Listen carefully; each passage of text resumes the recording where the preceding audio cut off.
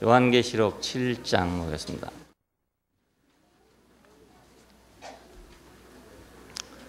이일 후에 내가 네 천사가 땅 네 모퉁이에 선 것을 보니 땅의 사방에 바람을 붙잡아 바람으로 하여금 땅에나 바다에나 각종 나무에 불지 못하게 하더라. 또 봄에 다른 천사가 살아계신 하나님의 인을 가지고 해돋는 데로부터 올라와서 땅과 바다를 해야롭게 할 권세를 얻은 네 천사를 향하여 큰 소리로 외쳐 가로되 우리가 우리 하나님의 종들의 이마에 인치기까지 땅이나 바다나 나무나 해하지 말라 하더라. 내가 입맞은 자의 수를 들으니 이스라엘 자손의 각 지파 중에서 입맞은 자들이 14만 4천이니 유다 지파 중에 입맞은 자가 1만 2천이요 르우벤 지파 중에 1만 2천이요 갓 지파 중에 1만 2천이요 아셀 지파 중에 1만 2천이요 납달리 지파 중에 1만 2천이요 므낫세 지파 중에 1만 2천이요 시므온 지파 중에 1만 2천이요 레위 지파 중에 1만 2천이요 이사갈 지파 중에 1만 2천이요 스불론 지파 중에 1만 2천이요 요셉 지파 중에 1만 2천이요 베냐민 지파 중에 1만 2천이라.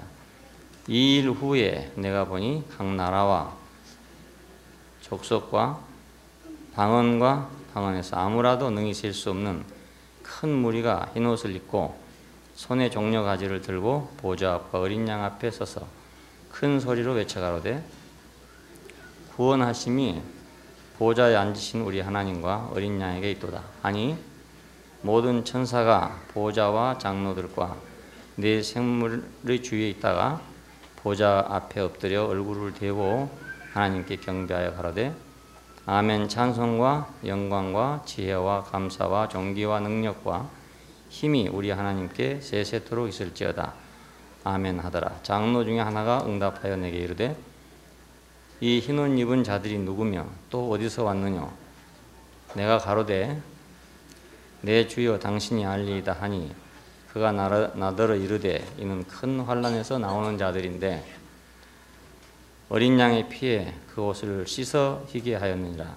그러므로 그들이 하나님의 보좌 앞에 있고 또 그의 성전에서 밤낮 하나님을 섬기매 보좌에 앉으시니가 그들 뒤에 장막을 치시리니 저희가 다시 줄이지도 아니하며 목마르지도 아니하고 해나 아무 뜨거운 기운에 상하지 아니할지니 이는 보좌 가운데 계신 어린 양이 저희의 목자가 되사 생명수 샘으로 인도하시고 하나님께서 저희 눈에서 모든 눈물을 씻어주실 것입니다.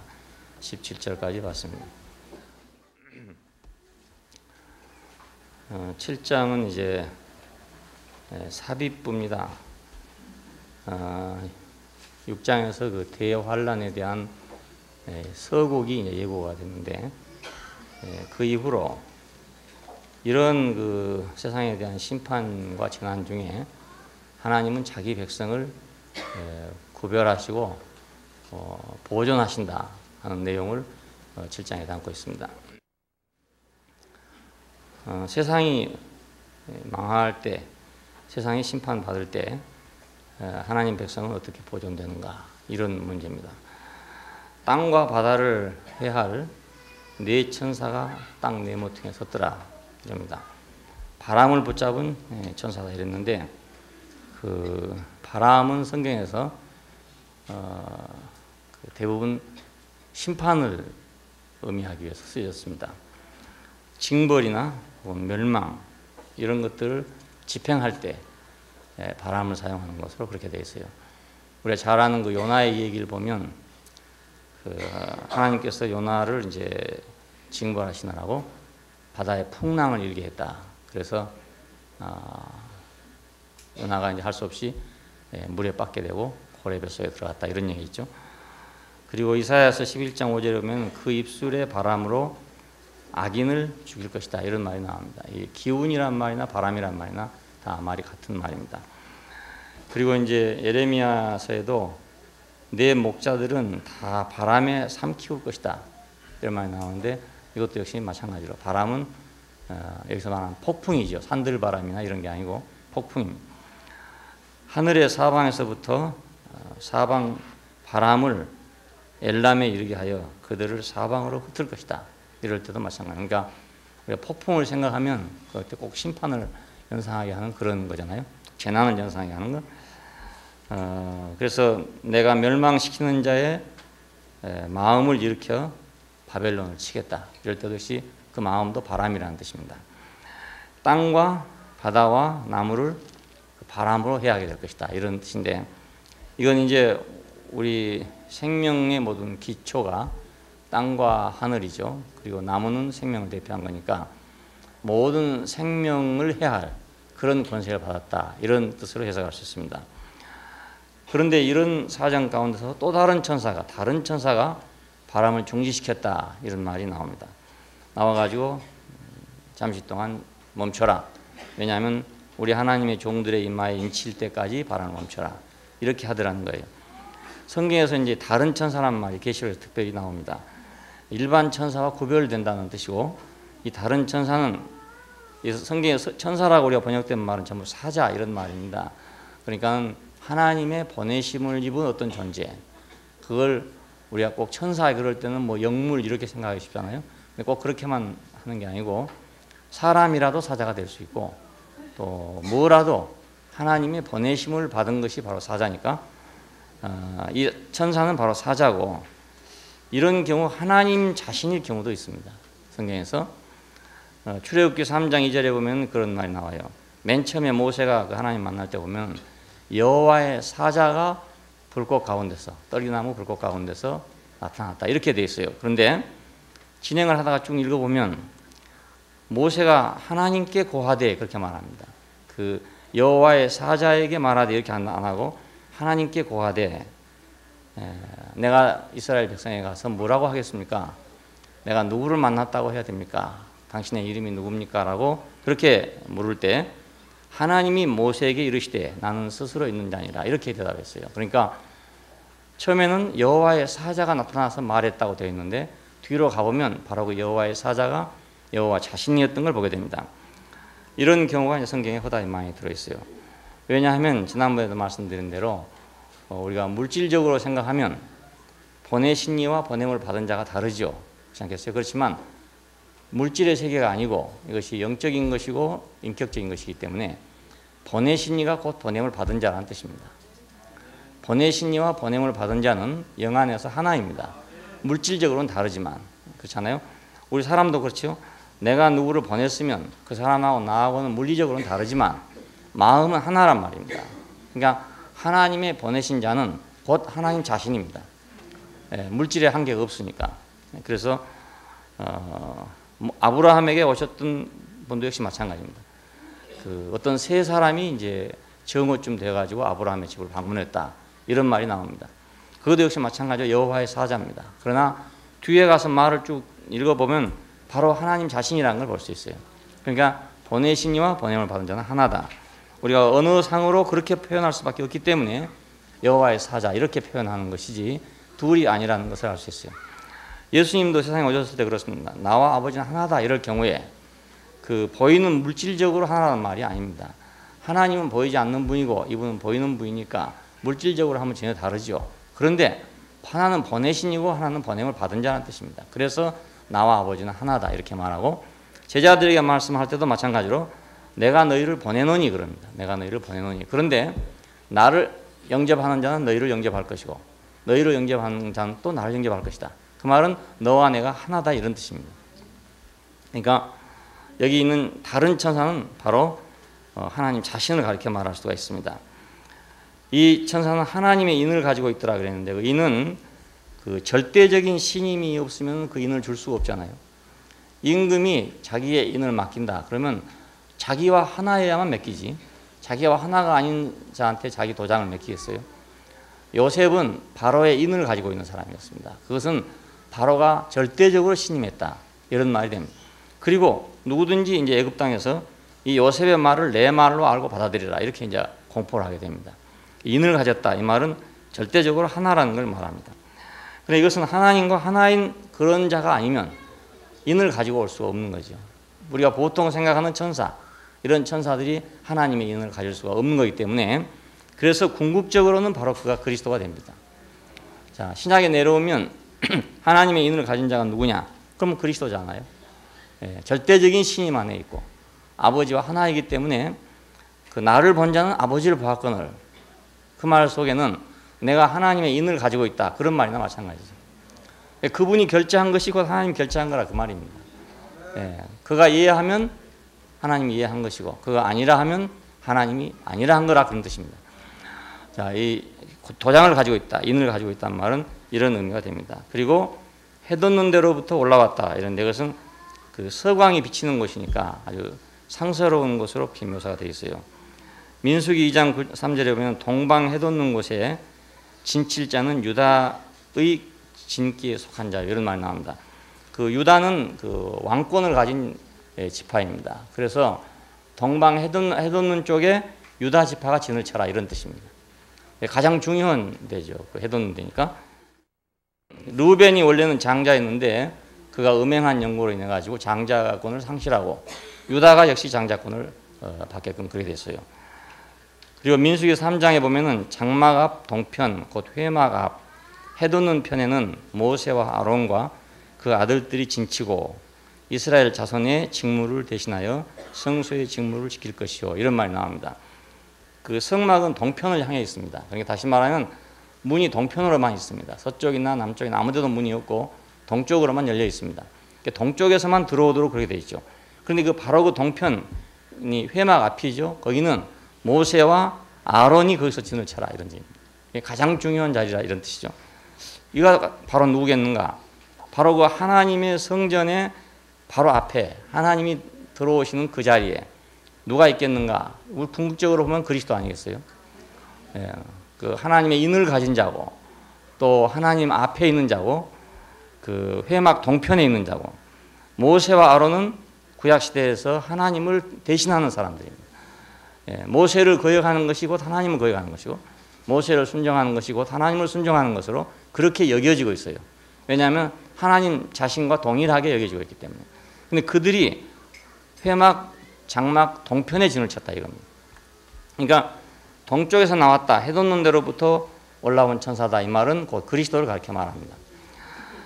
땅이나 바다나 각종 나무를 해하지 못하게 하더라.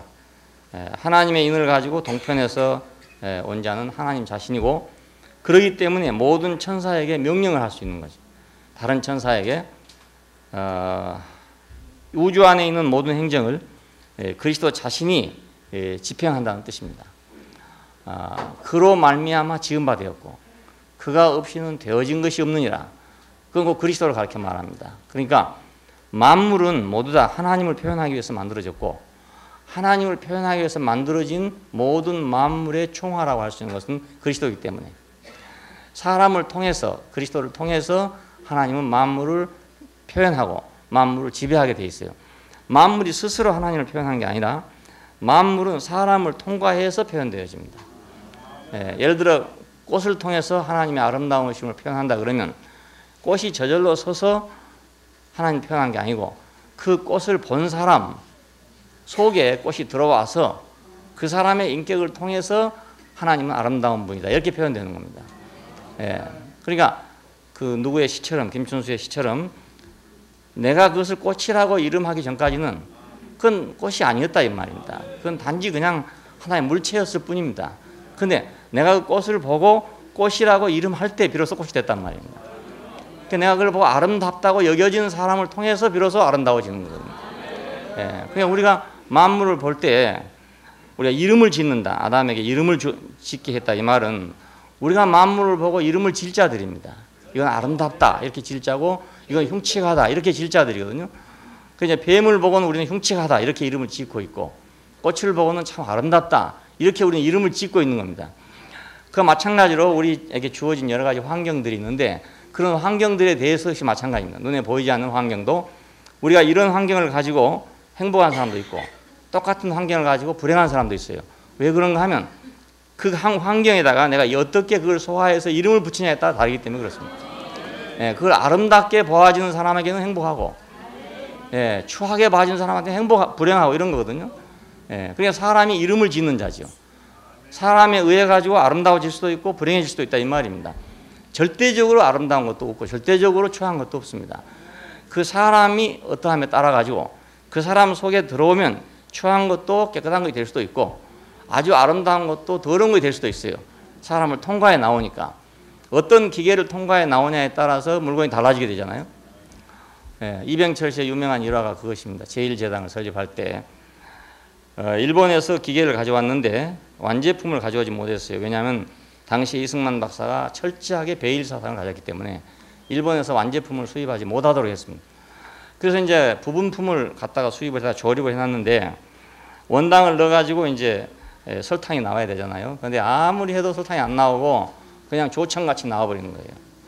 그래가지고 온 직원이 다 동원돼 가지고 이제 진땀을 흘리고 있는데 짜장면 배달하러 왔던 어떤 젊은이가 그걸 무심히 보고 있더니 아 이걸 좀 이렇게 한번 해보세요 이렇게 하네. 자기도 뭐 전문적인 지식이 있어 그런 게 아니고 직감이 와서 그랬던 모양이죠. 그래서 그렇게 그 말을 듣고 해봤더니 하얀 설탕가루가 쏟아져 나오더라 이겁니다. 그래서 이병철 씨가 그 후로 그 사람에게 후히 포상을 했다는 그런 말이 있어요. 그 똑같은 원료를 넣었지만 기계가 어떻게 되면은 그냥 죽탕이 나와버리고 기계가 어떻게 되면 하얀 설탕가루가 나오는 거예요. 충주 비료공장 같은 데 가보면 그래요. 가끔가다 펑펑 소리가 나거든요. 처음에 무슨 소린가 했어요. 그랬더니 그 이제 공기를 빨아들이는 소리를 하더라고요. 공중에서 아무것도 안 보이는 공기를 빨아들여 가지고 나올 때 보면 하얀 설탕처럼 유한 비료가 나옵니다. 예, 아주 신기해요. 그 기계 때문에 눈에 보이지 않던 질소가 그 하얀 설탕이 돼서 나오는 거예요. 우리 인간은 바로 그런 존재입니다. 보이지 않는 것을 보이는 것처럼. 예, 그러니까 불행도 안 보이는 것이고 행복도 안 보이는 거거든요. 근데 그것을 어떤 사람이 삼켜가지고 행복으로 내놓을 수도 있고 불행으로 내놓을 수도 있고 그렇습니다. 예, 충주 비료공장 기계하고 똑같습니다. 예. 어떤 사람 보면 맨날 불행만 쏟아내는 거예요. 맨날 불평만 쏟아내는 그건 기계가 좀 잘못돼서 그렇습니다. 예, 기계가 잘못돼. 예, 기계 고장 나서 그렇습니다. 그래서 하나님은 그 기계를 고치려 하는 겁니다. 예, 그 잘못된 거 이걸 왜 뭐 설탕이 안 나오고 죽탕이 나오냐 이것만 갖고 하는 게 아니고 기계 자체를 고침으로써 설탕이 나오게 하는 분이란 말이에요. 자, 그러니까 하나님은 그리스도를 통해서 모든 걸 행정을 집행하신다 하는 의미가 바로 그런 의미입니다. 하나님이 아무리 좋은 걸 만들어 놨을지라도 만일에 사람이 그것을 잘못 소화하고 잘못 사용하면 다 엉망이 되는 거예요. 그리고 하나님께 욕이 돌아가 버리는 거예요. 근데 사람이 그걸 잘 사용하면 설사 하나님이 쑥떡처럼 만들어 놨을지라도 우리가 찰떡처럼 만들어낼 수 있단 말입니다. 어떤 사람을 보면 야 저런 상황에서는 도저히 감사를 할 수가 없고 행복하다고 할 수 없겠다 이런 생각이 드는데도 감사하고 행복한 사람이 있어요. 그런 사람은 기계가 정말 좋은 사람이죠. 놀라운 기계를 가지고 있는 사람이에요. 근데 어떤 사람은 야, 저런 사람이 무슨 문제가 있겠나 저 정도 되면 뭐 다 살지 이렇게 생각하는데도 맨날 방구만 끼고 있는 사람이 있어요. 예. 예. 그 좀 불행한 사람이죠. 우리가 왜 그리스도가 필요하냐? 우리가 쑥떡을 찰떡처럼 만들기 위해서. 예? 그렇잖아요. 예. 쑥떡을 만들어 놨을지라도 찰떡처럼 만들기 위해서. 그러니까 여기서 지금 중지해라, 바람 부는 걸 중지해라 하고 나왔던 이 천사는 분명하게 그리스도라는 걸 볼 수 있어요. 그리스도가 아니고 그렇게 할 수가 없단 말입니다. 예? 그 당연히 멸망받을 어떤 것을 정지시킬 수 있는 능력은 누구한테 있는가? 그건 바로 그리스도에게 있습니다. 예, 우리 인생도 그렇잖아요. 우리 인생에도 당연히 불행할 어떤 것을 내가 정지시킬 수가 있다고요. 예, 당연히 멸망받을 어떤 걸 정지시킬 수 있어요. 팔자가 타고나기를 정말로 나쁘게 타고났다. 이건 통계학이거든요. 예, 관상이라는 건 통계학입니다. 그래서 얼굴을 못 속여요. 사람이 얼굴에 생긴 것을 속일 수가 없습니다. 그런데도 불구하고 그것을 변경시킬 수 있는 게 사람입니다. 변경시킬 수 있는 게. 그래서 분명히 관상을 보면은 이 사람이 이렇게 망하게 생겼는데 흥한 사람이 있다는 거예요. 그래 다 조사를 해보면 다른 데는 다 없는데 그 사람의 심상이 바꿔졌단 말입니다. 예, 마음이 바꿔졌어. 마음이 바꿔졌어.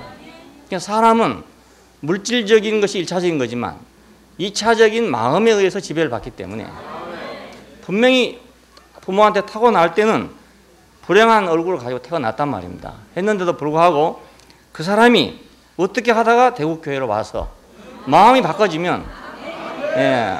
그러면 행복한 사람이 될 수 있는 거예요. 예. 그 정말 행운이죠, 행운이죠. 예. 그러니까 그리스도만이 땅과 바다와 각종 나무를 해야 할 그 권세를 가진 천사들에게 명령해서 중지해라. 내 하나님의 종의 이마에 인치기까지 중지해라. 할 수 있는 권세가 있다 그 말입니다. 예. 우리 인생에게 폭풍을 잔잔케 할 권세가 있어요. 예. 예수님께서 바다를 잔잔케 했다 그럽니다. 이걸 그냥 물리적으로 어떤 기적적으로만 생각하니까 그렇지. 사실은 우리 인생에게 폭풍을 잔잔케 할 그 능력이 있단 말입니다. 그거 있어요.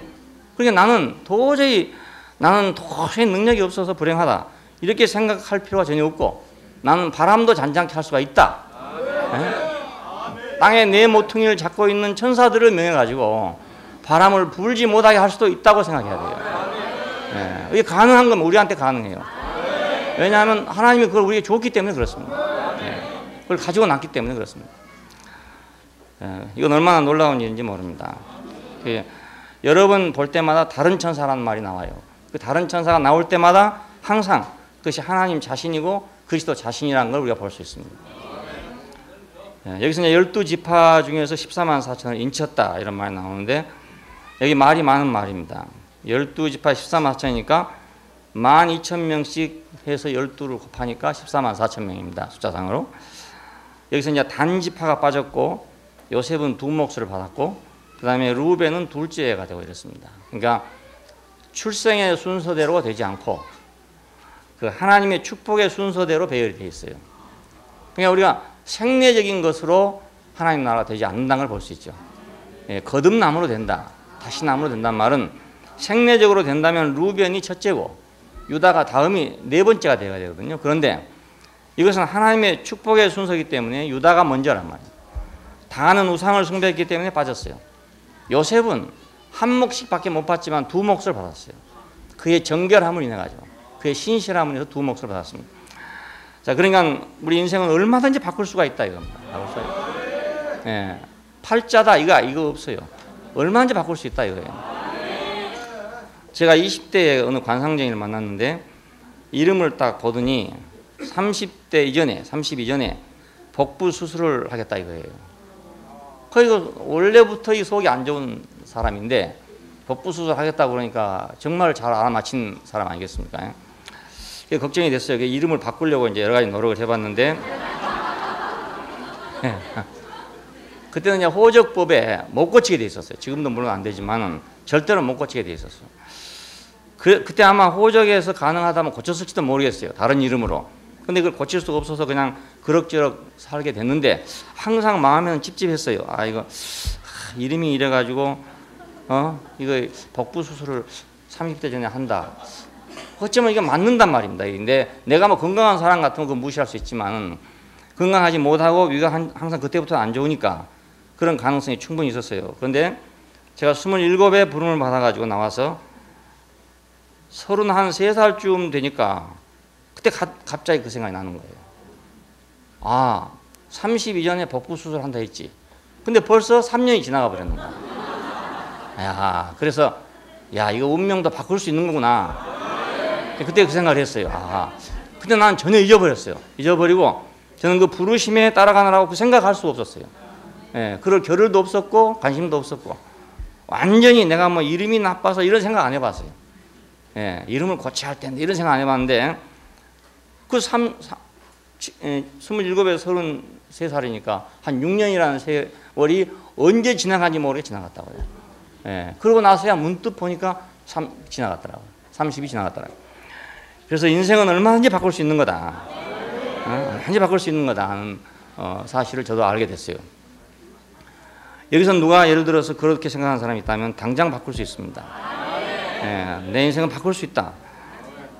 하나님이 부르신 길로 가면 난 바꿀 수 있다. 예, 아무리 내가 생내적으로 이렇게 생겼다 하더라도 어떻게 생겼다 하더라도 하나님의 부르심에 응하면 바꿀 수가 있다. 근데 참 묘한 것은 미국에 계신 그 문현 형제님이 이제 저를 보고서 이름을 풀이를 하는데 세상에 이렇게 좋은 이름이 없다 이거예요.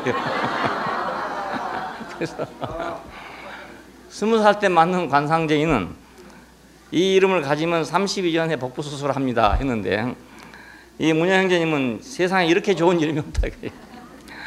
석가 열애 할 때 내자라는 거예요.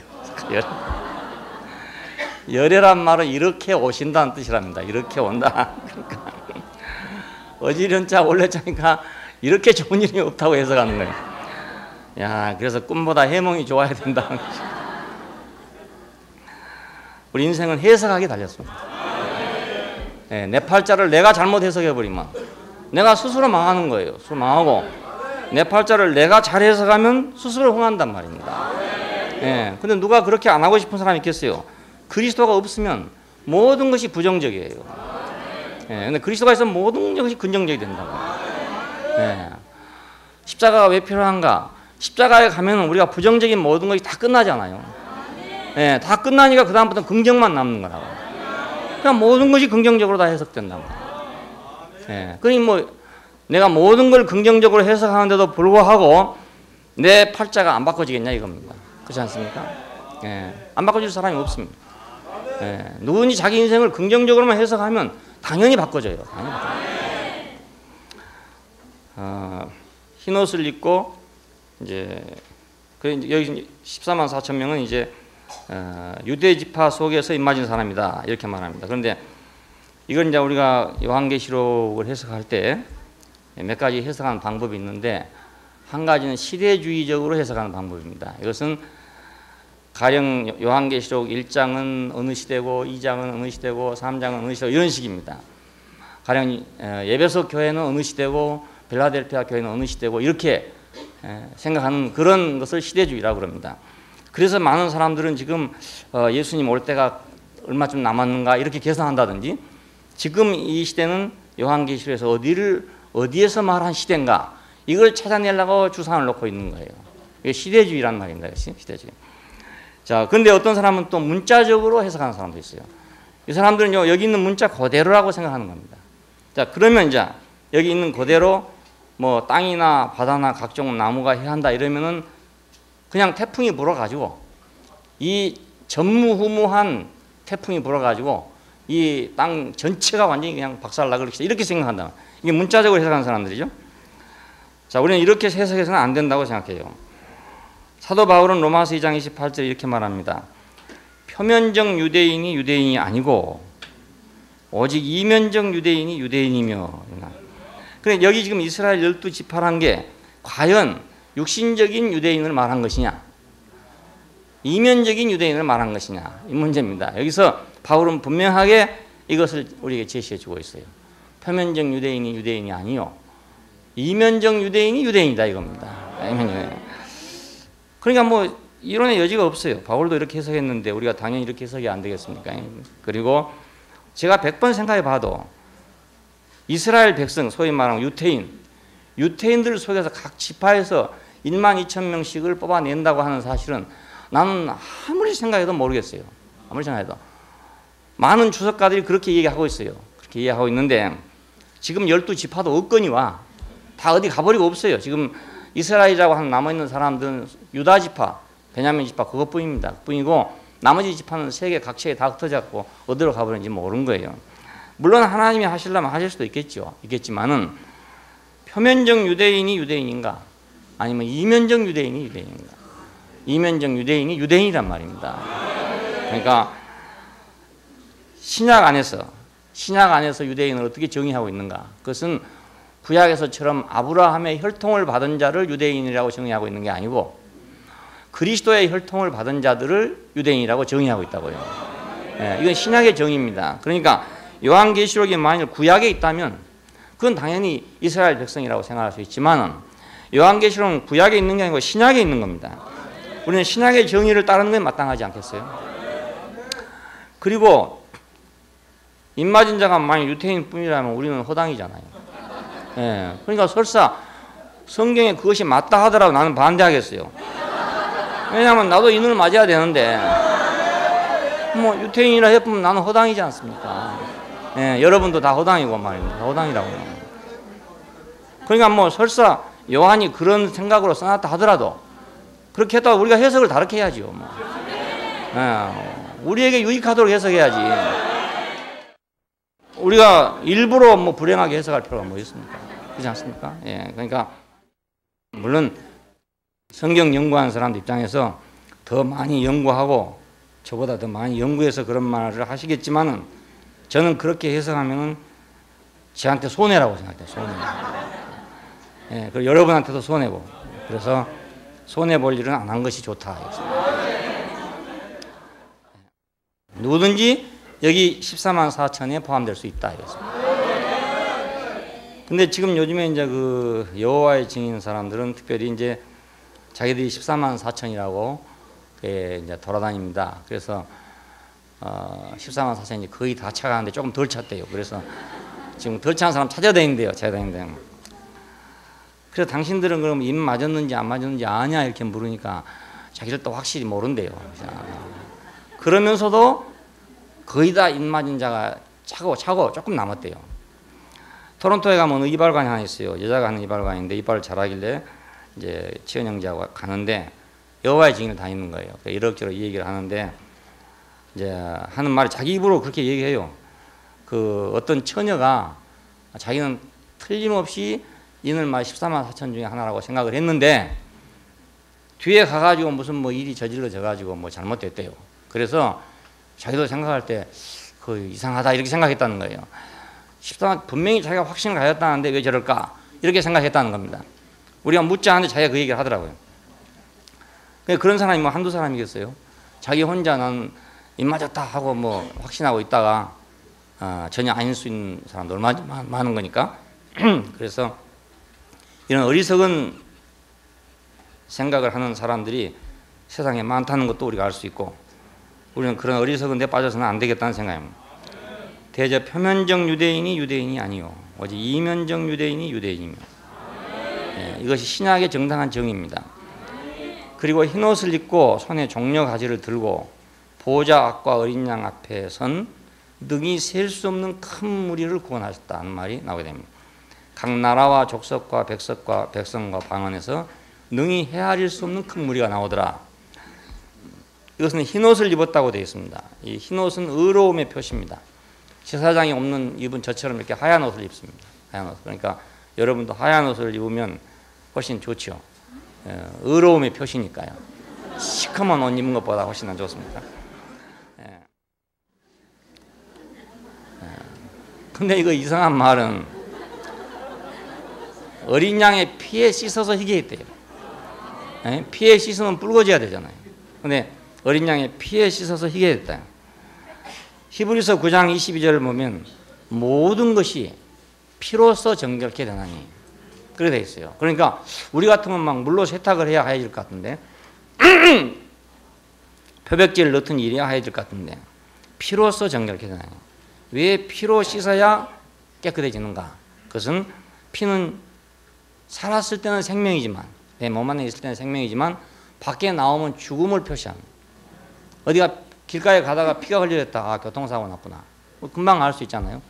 피가 흐르면 죽는다 이 말입니다. 그러니까 그 죽음을 통해서 우리는 정결케 된다 그 뜻입니다. 네, 죽음만이 우리를 정결케 한다.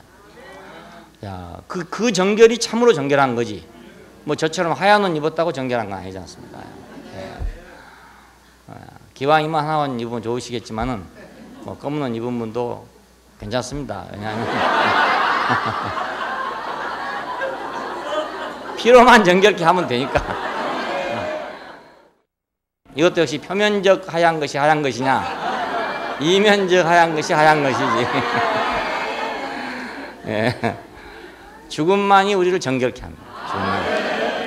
아담은 끝나야만 정결해집니다. 끝나지 않으면 정결해지지 않아요.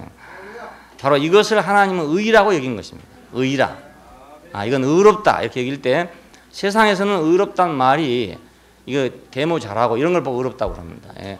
어디 가서 뭐 바른 소리 잘하고 뭐 또 바르게 살고 뭐 이런 거 의롭다고 그래요. 그런데 하나님이 말하는 의롭다는 것은 그걸 말한 게 아니고 피로써 정결케 한 걸 보고 의롭다고 그래요. 예. 죽음으로 인해 가지고 정결케 된 거. 그것이 왜 그러냐 하면 사람이 하나님 앞에서는 온전히 원래부터 흙에 불과해요. 그러니까 온전히 흙에 불과한 인생이 자기가 그 흙의 자리에 있어야만 하나님 볼 때 의롭다고 여겨지지. 죽음의 자리에 있어야 의롭다고 여겨지지. 산 것처럼 살고 있으면, 흙이 아닌 것처럼 벽돌처럼 살고 있으면 아무리 이거 잘해도 그 의롭다고 하지 않는단 말입니다. 그러니까 하나님이 의롭다 하시는 기준이 달라요. 세상에서 의롭다한 거하고 전혀 기준이 다릅니다. 세상에서는 뭐 우리가 의롭다, 저 사람 참 의로운 사람, 정의로운 사람이다, 뭐 정의사회 구원, 이런 개념이 전혀 다른 개념입니다. 그런데 하나님 나라의 의의 개념은 피로써 정결케 된 개념입니다. 피로써 정결. 우리가 피로써만 정결케 된다. 그래서 그 성전 안에 있는 모든 기물들은 전부 피로써 씻게 돼 있어요. 전부. 그러니까 우리가 얼른 보면 참 좀 징그러울 것 같아요. 늘 피로 씻으니까. 그리고 법궤에 의해 시은소가 있는데 거기다는 1년에 한 번씩 피를 뿌리게 됩니다. 그러면 수십 년, 수백 년을 계속 피를 뿌렸을 거 아닙니까? 그 피를 닦아냈단 말이 한 군데도 없어요. 그러면 그 피딱지가 계속 묻어 있을 거란 말입니다. 네. 그러면 사실은 본다면 참 흉측할 거예요, 그것이. 그런데 피로써 거룩하게 하고 피로써 정결케 한대요. 네. 그러니까 이 의미를 우리가 생각해 보면 참 신기하다 이런 생각을 하시게. 우리는 그저 물로 빨아야 휘어진다 이렇게밖에 모른다고요. 근데 어떻게 피로 씻어야 정결케 된다는 개념이 나왔겠나요? 우리 인생을 두고 하는 말이죠. 예, 옷은 물로 빨면 휘어지는데 인생은 물로 빨아갖고 휘어지지 않는단 말이에요.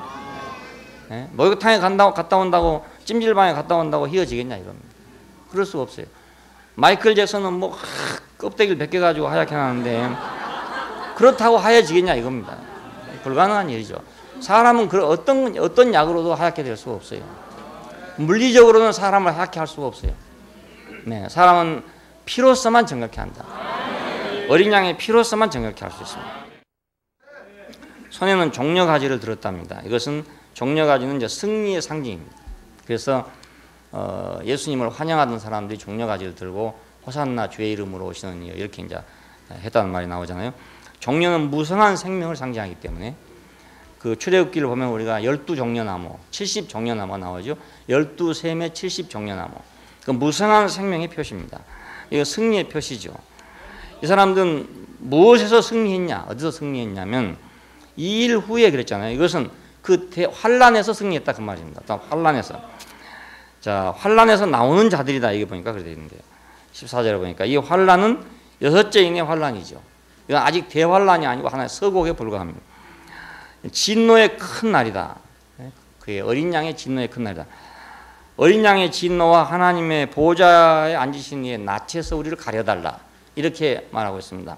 하나님의 낯에서와 어린 양의 진노에서 우리를 가려달라. 이 진노는 어떤 진노인가? 지난 시간에 말씀드린 것 마찬가지로 인생의 운명에 대한 진노입니다. 예. 무엇을 조금 밖에서 나쁘게 했냐 잘했냐 그런 데 대한 진노가 아니고 개가 개처럼 살지 않는 걸 보고 진노한 것입니다. 너희놈아 개가 어찌 네가 개처럼 살지 않냐고. 네가 인간 행세를 하느냐 이런 뜻이에요. 인간 행세를 하느냐. 물론 요즘에 이제 개가 인간 행세하는 개가 많아요. 예, 집안에서 침대에서 같이 잠자고 같이 밥 먹고 뭐 다 이러다 보니까 개가 스스로 착각을 하고 있는 거예요. 자기가 사람이라고 착각을 하고 있는 겁니다. 그런 착각하는 개들이 참 너무 많죠. 그리고 또 사람 값보다도 개 값이 더 비싼 개도 있고요. 예, 참 세상이 희한한 세상입니다. 근데 그런 것은 그냥 동물들이니까 사람이 이렇게 만들어 놓은 거지만 사람이 자기 위치를 떠나서 사람이 자기 위치를 무시하고 자기가 벽돌을 쌓는 사람으로 자기가 선악을 안다고 해서 하나님같이 된 사람으로 이렇게 한다는 것에 대한 창조자의 진노를 말합니다. 그렇지 않겠어요? 내가 사람으로 만들어 놓을 때 다른 것보다도 가장 좋다고 했는데 그렇죠? 가장 좋다. 심이 좋다 이렇게 말씀했어요. 사람을 지고 난 다음에 심이 좋다. 그 심이 좋다고 해놨는데 그것을 버렸다 그 말입니다. 예, 이것이 하나님의 진노죠. 여러분. 예, 심이 좋다 해놨는데 어느 아버지든지 자기 자식을 보면 다 사랑스럽고 귀하고 자기 자식이 제일 잘생길 것 같고 이렇게 보이잖아요. 제일 영리한 것 같고 다 이런데 본인이 어떻게 생각하냐면 나는 세상에서 제일 못났다 이렇게 생각하고 우리 조상 탓으로 나는 이렇게 못났다. 우리 아버지가 못생겨가지고 나를 이렇게 못나게 만들어놨다. 이렇게 하고 있으면 그 아버지가 얼마나 비통하겠냐 이겁니다. 그렇지 않겠어요? 그러면 그 아버지의 면전에 설 수가 없는 자식이 되는 거죠. 그렇게 되면은 조상 탓을 하고 있는 거니까. 사람이 가장 불행하면 이제 순서가 있어요. 처음에는 남 원망하다가, 그 다음에는 이제 조상 탓하다가, 그 다음에는 이제 자기 원망하다가, 그 다음에는 하나님 원망하는 거예요. 그러니까 하나님이 있는지 없는지 다 모르는 사람도 최후로 불행하면 하나님 원망합니다. 그러니까 그건 하나님이 있다는 말이죠. 뭐. 자기가 하나님 없다고 원망하던 사람이 마지막에 자기가 최고로 불행하면 그 하나님 원망하고 있는 거야. 그러니까 참 이상한 일이죠. 사람은 하나님을 떠날 수가 도저히 없어요. 인생의 근본을 흔들어 놓은 이 환란입니다. 그러니까 알고 보면 우리가 지금 뭐 3차 대전이 일어나고 이런 환란이 아니라 그건 표면적인 환란이고, 알고 보면 우리 인생이 어떤 환란 속에 지금 들어왔냐면 내 근본을 흔들어 놓은 환란 속에 와 있어요. 가인이 근본을 흔들어 놓은 환란 속에 들어왔기 때문에 자기 동생을 때려 죽인 거란 말입니다. 오직 하면 그래 됐겠습니까? 그러니까 우리 인생이 그냥 바깥에서 폭탄 떨어진 것을 환란이라고 생각해서는 안 되고, 내 인생에 폭탄을 맞아가지고 내 인생이 지금 박살을 났구나 이게. 이게 인생이 없어져 버리고 말입니다. 인생이 없어져 버려. 하나님이 그 힘이 좋다 하던 것이 다 없어져 버렸단 말입니다. 히로시마에 원자폭탄이 떨어졌을 때 그 일순간에 전 도시가 그냥 재밭이 됐잖아요. 잿더미가 됐잖아요. 그걸 보고는 사람들은 다 놀라게 된다고요. 근데 인생이 그렇게 잿더미 된 건 모른단 말입니다. 내가 숨쉬고 살고 있기 때문에 모르는 거예요. 문화가 있고 문명이 있기 때문에 인간은 잘 되고 있다고 생각하는 거예요. 그렇지 않고 우리 인생은 근본이 흔들려 버린 사람들입니다. 정말. 자, 이 환란에서 나온 걸 얘기합니다. 아까 말씀드린 것처럼 계시록을 해석할 때 문자적으로, 뭐 시대적으로 이렇게 해석한 사람들은 이 환란도 이제 물질적 환란으로 생각해요. 근데 저는 그건 잘 모르니까 제가 확실히 아는 것은 인생의 근본이 흔들렸구나. 그래서 그 많은 사람이 흙이면서도 흙이라는 사실을 모르는 거예요. 그렇게 흔들려져 있는 거예요. 제가 인생이면서도 인생인 줄을 모르고 사는 거예요. 아는 것 같은데 모르는 거예요. 공동묘지 가면 다 할 수 있지만 모르는 거예요. 자기 아버지도 죽고 할아버지도 죽고 다 옆에 사람 죽어도 아는 것 같은데 모르는 거라고요. 아는 것 같은데 모르는 거예요. 그 정신과 환자들하고 이렇게 얘기해 보면요, 말을 듣는 것 같은데 안 들어요. 다 듣고 있어요. 예의하고 듣고 있어요. 근데 사실은 안 듣는 거예요. 전혀 듣지 않는 거예요. 똑같아요. 우리가 분명히 사람은 흙이라는 걸 알고 있으면서도 분명히 모르는 거예요. 이게 인생이라면. 그게 얼마만큼 이게 혼란이 됐으면 그렇게 되겠습니까? 그렇지 않겠어요? 그래서 우리가 가가지고 인생은 흙이라고 얘기하면 다 콧방귀 끼고 말입니다. 뭐 다 아는 얘기 가지고 와서 뭐 저는 쓰잘데없는 소리 하고 있다고 막 이렇게 생각한다. 다 아는 얘기 아니고 모르는 얘기이기 때문에 하는 건데 자기는 아는 얘기를 왜 하냐 이렇게 생각한단 말이에요. 그리고 가서 너 안에는 부처가 있다 이러면 기분 좋아가지고 학생들이 그래요. 대학교에 가보면 학생들이 너는 부처다 이러면 기분 좋아하고 너는 흙이다 그러면 기분 나빠하고. 바로 이건 사탄의 계교입니다. 이것이 인생에서 가장 근본적인 환란입니다. 이 환란으로부터 나온 자들이라고 나는 생각해요. 여기서 승리해야 참으로 승리한 거지. 뭐 원자폭탄 떨어진 데서 어떻게 해갖고 기도해서 혼자 살아났다. 이게 승리일 수가 없어요. 원자폭탄에 안 죽어도 또 죽는단 말입니다. 또 죽어요. 저는 6.25 때 그런 사람을 봤어요. 그 위장 경찰들이 들어왔어요. 그래가지고 이제 공산당을 색출해 내려고 했던 그런 사건이 완도에서 발생했습니다. 했는데 그때 이제 못 모르고 환영하러 나갔다가 인민군으로 가장하고 들어온 경찰관들을 환영하러 나갔어요. 나갔다가 이제 붙들려가지고 7명이 이제 총살을 당했습니다.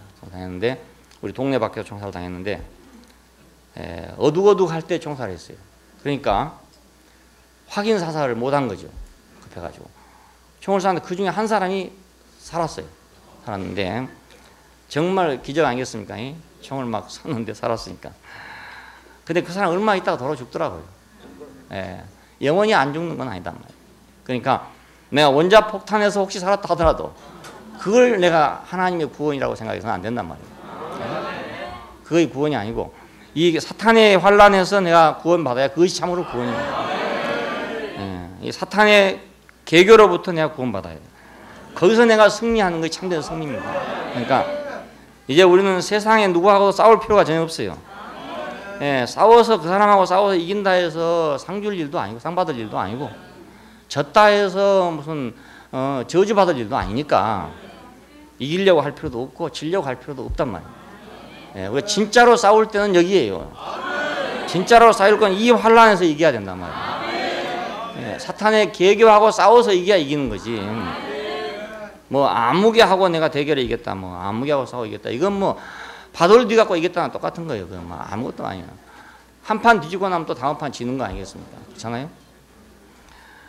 근데 그것이 어쩌다 10번 지다가 한 번 이기는 그 맛으로 노름도 하고 이런 거라고요. 되게 알고 보면 이기는 맛에. 그거 이기는 게 아니에요. 인생은 한 번 이긴다, 한 번 지고, 한 번 이겼다, 한 번 지고 계속 그래요. 참 승리는 사탄의 계교로부터 승리하는 그게 참 승리입니다. 그래서 그들은 구원하심을 찬양하고 있습니다. 보좌에 앉으신 우리 하나님과 어린 양에게 구원하심이 그분에게 있다, 이렇게 찬양을 해요. 보좌에 앉으신 우리 하나님은 우리를 구원하신 구원자고, 어린 양은 우리의 구원의 목표예요. 그러니까 우리를 어디로 구원하려 하는 거냐? 천당으로 구원하는 게 아니고 어린 양 안으로 구원하는 거예요. 구원의 목표가 있어요. 목표가. 근데 지금 사람들이 그 구원의 목표를 지금 상실한 것 같아요. 그래서 구원을 받았으면 어찌 되냐고 물으면 천당에 간대요. 그러면 진즉 다 모두 가져가 데려가 버리지. 이 세상 복잡하고 쌀값 올라가기 전에. 1930년대에 우리 지구상의 인구는 15억 정도가 됐어요. 근데 지금 지구상의 인구는 60억이라고. 제가 세상에 태어났을 때 지상의 인구는 15억에 불과했어요. 근데 지금 내가 아직 죽기도 전에 60억이 됐단 말입니다. 그럼 뭐하러 이걸 놔두면, 아니면 60억을 그냥 다 천당으로 데려가면 되지. 뭐하러 놔두겠어요. 하나님 우리를 구원하는 것은 그걸 위해서 구원한 게 아니고 어린 양이신 그리스도 안으로 우리를 구원하려고 했거든요. 그 구원의 목표예요. 우리 어디로 가냐? 바로 그리 가는 거예요. 그건 한 인격을 향해 가는 거란 말입니다. 벼가 심어져 갖고 어디로 갑니까? 알곡이 되는 거 아닙니까? 만물의 이치가 다 그렇잖아요. 벼를 봄에 심어 놓으면 여름, 가을을 지나서 어디로 가냐? 열매로 가잖아요. 인생도 마찬가지 아닙니까? 인생을 심었으면 인생이란 열매로 가는 거지. 인생이 어디로 천당으로 갑니까? 가기를. 그렇잖아요. 인생은 인생으로 가야죠.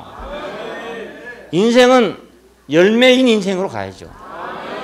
열매인 인생은 바로 그리스도란 말입니다. 그러니까 인생은 인생으로 가는 거지 인생이 어디로 공중으로 가는 게 아닙니다. 절대로 그럴 수 없어요. 벼가 어떻게 사과가 되겠으며 사과가 어떻게 복숭아가 되겠습니까? 벼는 벼가 돼서 익는 겁니다. 모종을 심어 놓으면 그것이 자라가지고 벼가 익는 겁니다. 절대로 그것이 사과 되는 건 아닙니다. 우리 인생은 인생이 되는 겁니다. 어떤 인생이냐? 그리스도 인생이 되는 겁니다. 그리스도 안으로 구원. 그래서 구원하심이 보좌에 앉으신 우리 하나님과 어린 양에게 있도다, 이렇게 찬양을 하고 있어요. 그리고 이제 그들이 하나님의 보좌 앞에 있다 이랬는데, 보좌 앞에 있단 말은 목전에 있단 말도 되고 가운데 있단 말도 되고 그렇습니다. 그러면 이제 우리가 이건 그림을 생각하면 되는데, 임금이 앉아 있으면 만조백관이 앞에가 쫙 앉아 있잖아요. 그런 모습입니다. 보좌 앞에 있다 이런 말은. 그러면 임금이 혼자 앉아갖고 임금이 될 수 있습니까? 만조백관이 다 있어야 임금이 되는 거 아니겠어요? 왕권이 서는 거 아닙니까? 그러니까 그 사람들로 인해서, 이 구원받은 이 사람들로 인해서 하나님의 왕권이 구성되고 있다고 봐야 됩니다. 임금이 되려면은 만조백관이 구성돼야 임금이 될 수 있어요. 아무도 없으면 임금이 될 수 없습니다. 그러니까 이 구원받은 이 사람들은 누구를 위한 것이냐? 그분을 왕되게 하기 위한 것이다. 보좌를 보좌되게 하기. 성경에 보좌라고 번역했는데 이건 왕좌입니다. 왕좌. 드론이니까 왕좌입니다. 왕좌인데 그 하나님이 왕 되신 그 앞에 있다는 말이니까 만조백관이 됐다, 이런 뜻과 같아요. 예, 그 앞에 우리가 있다 이겁니다. 우리를 구원하신 목적은 뭐냐면 만조백광이 되게 하려고 우리를 구원하셨죠. 그분 앞에 있게 하려고. 그리고 그분의 성전에서 하나님을 섬긴다 되어 있습니다. 이 섬긴다는 말이 우리가 물질적인 세계 안에서는 내가 누구를 도와준다, 뭐 누구를 섬긴다 이런 뜻이죠. 예를 들어서 예, 누가 일을 내가 맡아서 해준다 이런 걸 섬기는 거 아니겠습니까? 그런데 물론 하나님을 섬기는 것도 그런 것도 있지만은 하나님을 섬기는 근본적인 그 본질은 뭐냐면 하나님을 하나님 되게 하는 것입니다. 하나님이 하나님 되게 하는 것. 그것은 뭐 하나님이 그렇다고 하나님 아니냐 그런 뜻이 아니라 하나님이 하나님 되려면 하나님의 사람이 있어야 되거든요. 사람이 있으니까 하나님이지. 사람이 없으면 하나님이 될 수가 없죠. 누가 하나님이라고 부릅니까? 사람이 하나님이라고 부르지 개가 하나님이라고 부를 수는 없잖아요. 그러니까 사람이 하나님이라고 부를 수 있는 사람이 있어야 하나님이 비로소 하나님이 된다고요. 예, 내가 뭐 공부를 많이 해가지고 선생이 될 수 있는 모든 자격을 가지고 있다 합시다. 하지만 학생이 없으면 나는 선생일 수가 없어요. 선생이 되지를 못해요. 그래서 선생님에게는 자기보다 모르는 학생이 필요해요. 그 학생이 없으면 자기는 선생자 법좀 써야 되거든요. 예, 학생이 없으면 선생은 나가야 된다고. 그러니까 하나님을 하나님 되게 하는 것이 정말로 하나님을 섬기는 일입니다. 예, 그러니까 제자는 교수로 하여금 교수 되게 하는 것이 제자입니다. 교수보다 좀 모르는 것이 알고 보면 교수님을 교수님 되게 하는 거예요. 예, 교수님보다 더 알아버리면 교수님이 소용 없어져 버리잖아요. 예, 선생님이 소용 없어져 버린다고요. 그러니까 그런 사람은 학교에서 나가야 되는 거라. 예, 못 있어요. 선생님보다 더 나은 학생은 있을 수가 없어요. 있을 필요 없으니까. 그러니까 하나님을 하나님 되게 하기 위해서 우리를 부르셨어요. 예, 사람은 근본적으로 무엇 때문에 지어졌냐면 하나님을 하나님 되게 하려고 지음받은 겁니다.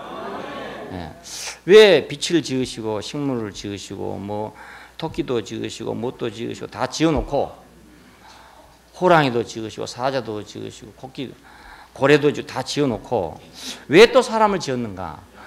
그것들은 하나님을 하나님 되게 하는데 부족하다 이 말입니다. 너무 부족해.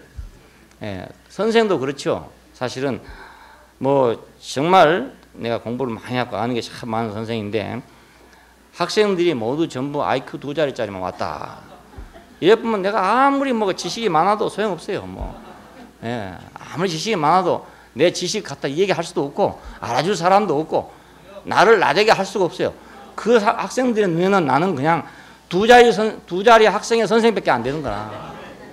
그렇지 않겠어요? 그러니까 선생은 제자도 잘 만나야 되죠.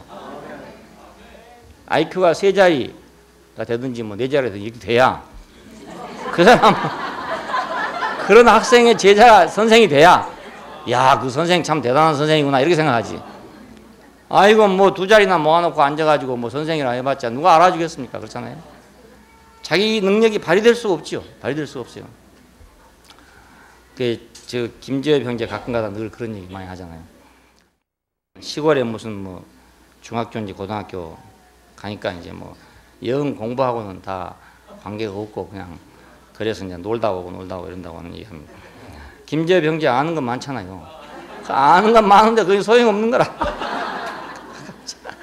아무리 많이 알아봤자 뭐 들어줄 사람이 있어야지. 빨리 집에 가라는 것만 제일 좋아하고 이러는데. 그러니까 하나님은 얼마나 자기를 하나님 되게 할 백성이 필요하겠는가. 우리의 어떠함이 그분을 어떤 하나님이 되게 하는 거라고요. 아브라함의 하나님, 이삭의 하나님, 야곱의 하나님 이렇게 말한 이유는 그것이 예를 들어 바로의 하나님이 돼버리면 어찌 되겠습니까? 그렇잖아요. 예, 르우벤의 하나님이 되면 어찌 되겠습니까? 예, 그러니까 아브라함의 하나님, 이삭의 하나님, 야곱의 하나님 그렇죠. 그러니까 우리가 우리의 어떠함이 하나님의 수준을 높게 해줄 수도 있고 낮게 해줄 수도 있고 그렇습니다. 예, 말로서는 이거 좀 어폐가 있는 말이지만 왜냐하면 하나님의 그 절대적인 자리가 흔들린다는 말이 아니라 제자로 인해서 그 선생님의 모든 것이 표현되기 때문에 우리가 만일 낮으면 그분도 낮게밖에 표현할 수 없어요. 박사학위를 받은 사람이 국민학교 1학년 학생을 맡았다고 생각해 보십시오. 거기 가가지고 무슨 논문이 소용있습니까? 뭐 영어가 소용있습니까? 아무것도 소용없고 기억 니은 디귿 일밖에 소용없단 말입니다. 예, 우리 하나님도 마찬가지요. 우리가 만약 수준이 그렇게 되면 그분은 뭐 기억 니은밖에 안 되는 하나님이다. 그렇게밖에 안 되는 거예요. 그래서 우리의 수준이 높아져야 그분의 수준도 높아지죠. 예? 제자가 똑똑해야 선생도 밤에가 연구도 하고 이래가지고 하죠. 그렇지 않겠습니까? 여러분이 뭐 성경도 열심히 공부하고 이래야 저도 뭐 정신 차려가지고 막 그렇지.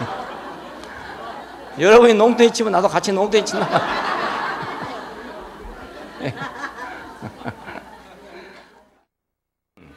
여러분이 좋은 말씀 들으려면 여러분이 공부를 열심히 하세요. 그래야 저도 잠 안 자고 공부해가지고 할 거 아닙니까?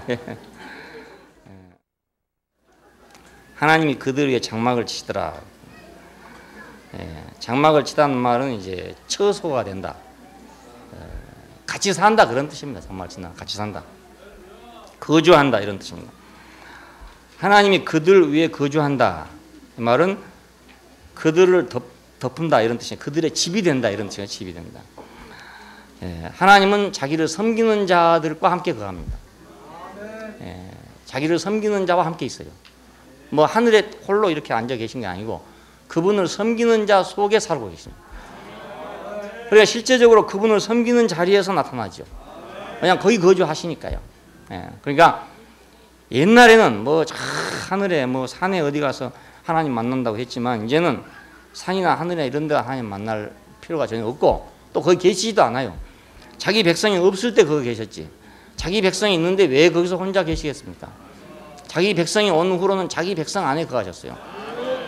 이스라엘이 애굽에서 종살이하고 있을 때는 하나님 어디 있었냐? 하늘에 계셨어요. 그런데 이스라엘 백성이 광야를 나와가지고 한 민족이 됐을 때 그때는 하나님 그 민족 속에 거하셨습니다. 그 민족 속에 거하시는 것을 표현하기 위해서 성막을 지었던 거예요. 그래서 성막은 이스라엘 전체 진의 한 가운데 있어요. 중심에 있단 말이에요. 그래서 이동할 때도 항상 성막은 한 가운데 있고 온 이스라엘 12지파가 진을 사방으로 쳐가지고 이렇게 진대로 대열대로 움직이는 겁니다. 그 중심에 하나님이 있다 그 말이거든요. 그러니까 한 번 하나님이 땅으로 내려오신 후로는 계속 그 백성과 함께 있었어요. 그러다가 지금 요즘에 열왕기 여러분 보신 대로 그 백성이 정말로 해도 안 되고 해도 너무 해가지고 하나님이 할 수 없이 도로 하늘로 떠나가 버렸어요. 성경에 막 하늘로 올라갔다는 데가 있어요. 하늘로 올라가 버렸다. 그것은 성전이 없어졌다 그 말입니다. 성전이 없어졌다. 땅에 있는 성전이 완전히 무효가 돼버렸어요. 하나님이 거하실 수 없게 돼버렸어요. 그래서 하늘로 떠나가 버렸어요. 자, 예수님이 세상에 오셨을 때 어떤 상황이 왔냐면 하나님이 하늘에 계신 상황에서 왔습니다. 그래서 예수님 기도에 하늘에 계신 우리 아버지요 이렇게 한 겁니다. 하늘에 계신 우리 아버지. 옛날에 모세 시대는 하늘에 계신 아버지란 말이 없어요. 성막에 계신 하나님, 성막에. 회막 가운데 계신 하나님 이렇게 말하지 하늘에 계신 하나님이란 말이 없어요. 그런데 이스라엘이 완전히 망하고 난 후에 하나님 어디로 갔냐? 하늘로 다시 올라가 버렸다. 자기 백성이 없으니까. 그런 상황에서 예수님이 오셨기 때문에 하늘에 계신 우리 아버지요. 이건 슬픈 일인 것입니다. 그러니까 하늘에 계신 우리 아버지 한다는 거 슬픈 일이에요. 여기서도 우리가 대구 교회 안에 계신 하나님 이렇게 말해야 되는데 대구 교회가 하도 형편없이 돼가지고 우리가 스스로 하늘에 계신 하나님이 이래 보면 이건 아주 비참한 일입니다. 비참한 일. 우리 가운데 하나님 계시지 않는다 그 말이에요. 그러니까 하나님이 그들 위해 장막을 치셨다. 장막. 이건 너무나 놀라운 일이에요. 그건 은혜 중에 은혜고 축복 중에 축복이죠.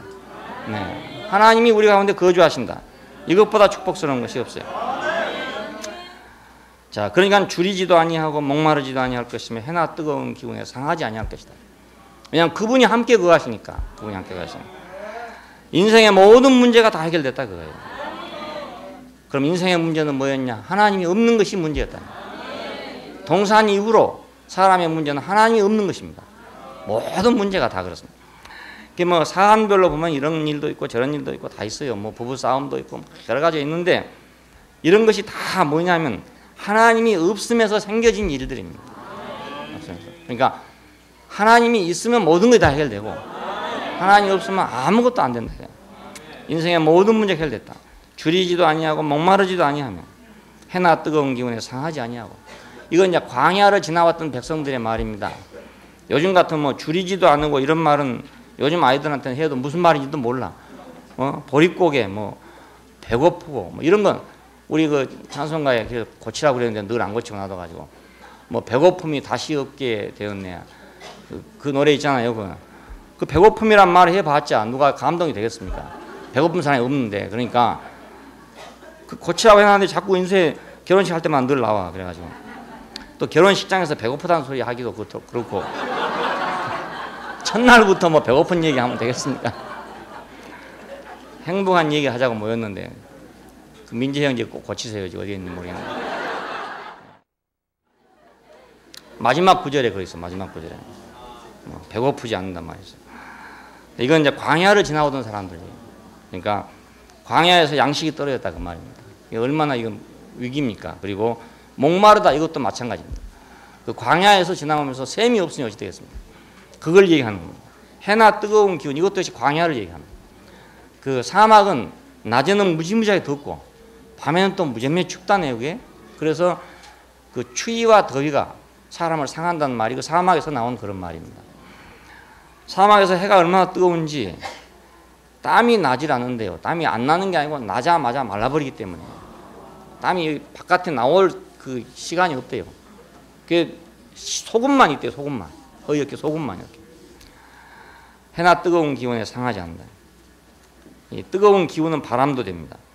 그러니까 하나님이 그들의 장막을 치시기 때문에 얘는 줄이지도 목마르지도 해나 뜨거운 것에 상하지도 않을 것이다. 그리고 보좌 가운데 계신 어린 양이 목자가 되셔서 생명수 샘물로 인도하시기 때문이다. 왜 이렇게 되냐? 보좌 가운데 계신 어린 양이 목자가 돼서 생명수 샘물로 인도하신다. 보좌 가운데 계신다 그러니까 우리가 또 집안에 있는 어떤 그런 물질적인 걸 생각하기 쉬워요. 그게 아닙니다. 보좌 가운데 계신 어린 양은 보좌의 중심이라는 뜻입니다. 보좌의 중심. 보좌를 구성하고 있는 핵이라 그 말이거든요. 핵. 하나님의 왕좌의 핵이라고 하면 핵심. DNA나 마찬가지입니다. DNA. 하나님 왕자의 DNA는 어린 양이란 말입니다. 그 어린 양이 목자가 돼서 생명수 샘물로 인도하시니까 그건 하나님 자신이 인도하시는 것인데 어린 양이 인도한다는 말은 보좌 가운데 계시는 어린 양이 인도하는 말은 그 핵이 우리를 인도한다. 그럴 건 마찬가지예요.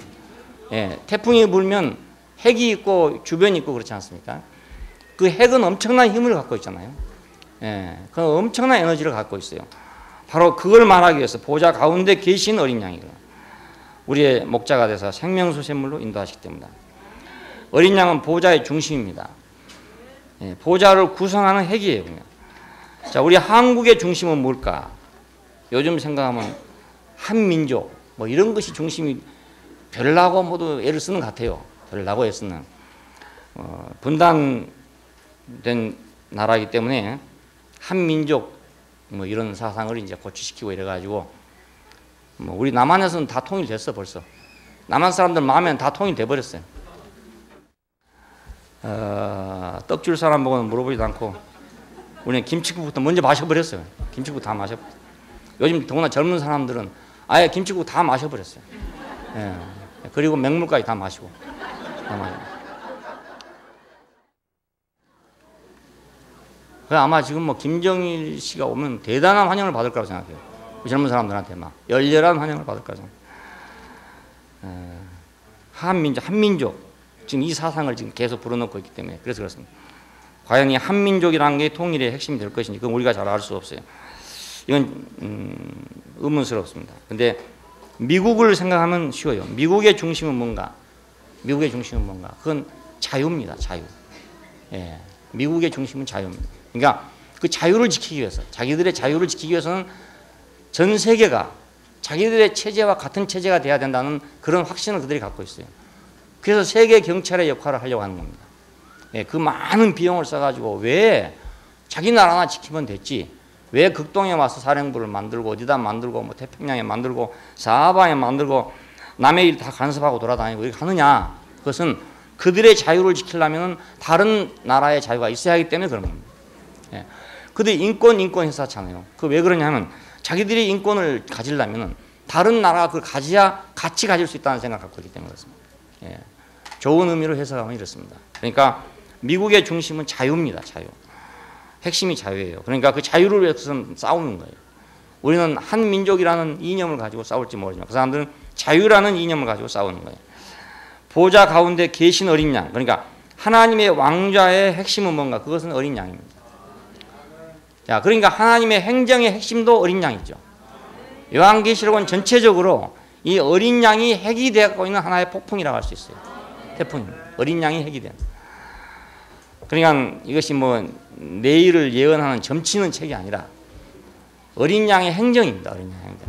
어린 양이 어떻게 십자가에 못 박혔던 그 어린 양이 어떻게 이 세상 속에서 그 핵심이 돼가지고 그 행정을, 하나님의 행정을 집행하느냐, 이걸 예언적으로 표시하고 있는 겁니다. 하나의 영원한 실제를 예언적인 방식으로 표현하고 있는 건데 사람들은 그 방식에 매여가지고 점쟁이 책으로 생각한다고. 점쟁이 책으로. 이건 점쟁이 책이 절대로 아닙니다.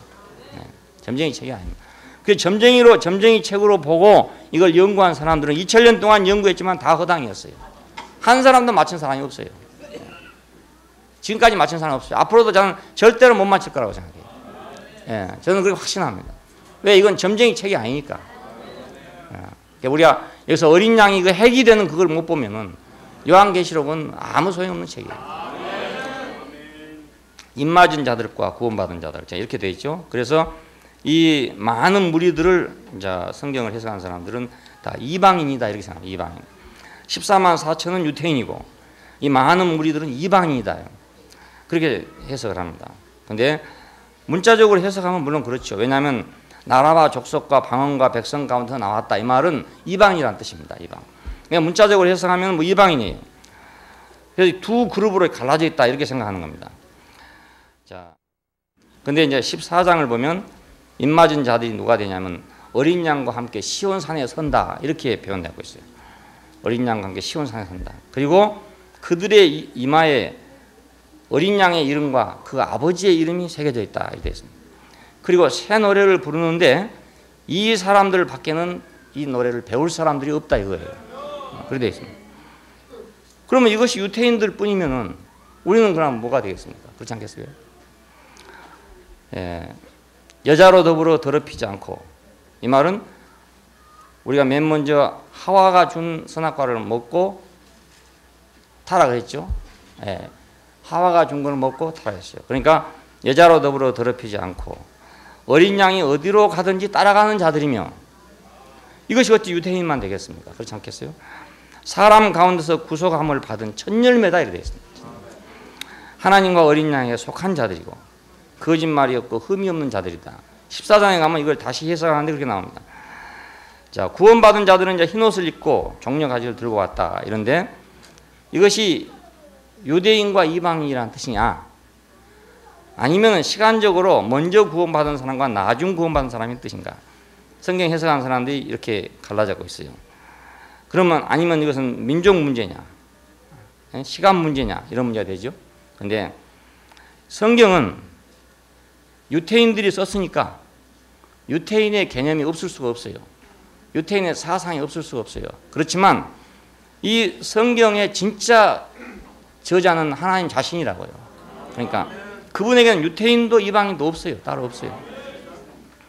그러니까 나는 이것은 민족 문제도 아니고 시간 문제도 아니라고 생각해요. 이건 구원의 수준의 문제라고 생각해요. 구원의 수준의 문제.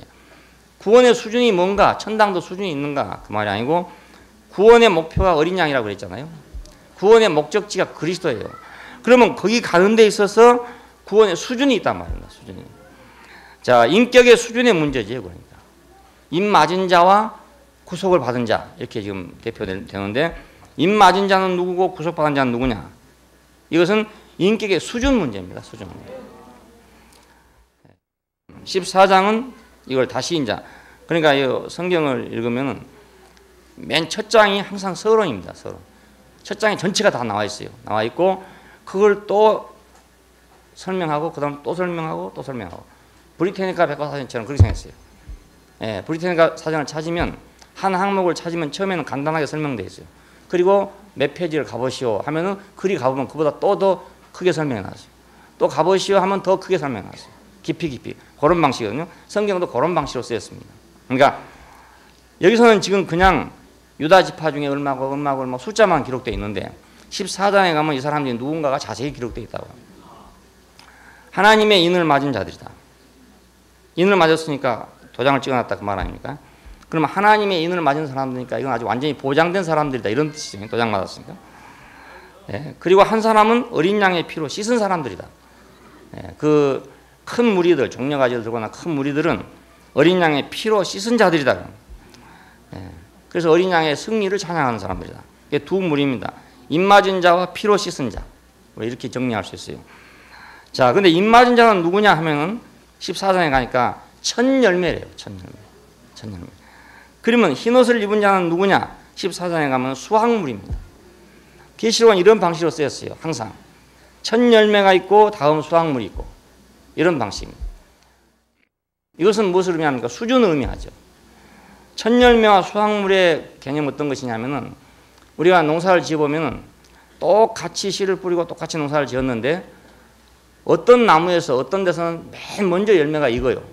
맨 먼저. 무화과가 그 대표적인 것입니다. 예를 들면 봄에 열려가지고 익은 무화과는 첫 열매죠. 그럼 굵어요. 이렇게 굵어요. 그리고 맛있고요. 근데 두 번째 열릴 때는 여러 개가 열려요. 많이 열리는데 작습니다. 작습니다. 그래서 첫 열매와 다음 수확물이 있습니다. 그리고 우리가 잘 아는 오순절 있잖아요. 오순절.